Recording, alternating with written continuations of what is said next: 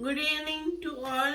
I am P.S. Venkatraman of Grade 8 of Ralabala International School and we call you Visakhapatnam. First of all, I'd like to welcome you all to the Science Day celebrations 2022. Today I am going to explain about the science project I have made, which is a battery operated table fan. A battery operated table fan works on the following components: base stand, vertical stand,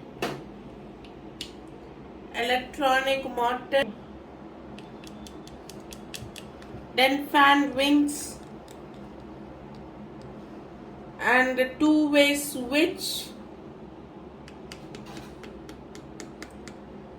3V DC power source with two AA batteries with power on off button, and connecting wires. When I switch on the power, the fan starts rotating at high speed, giving good air.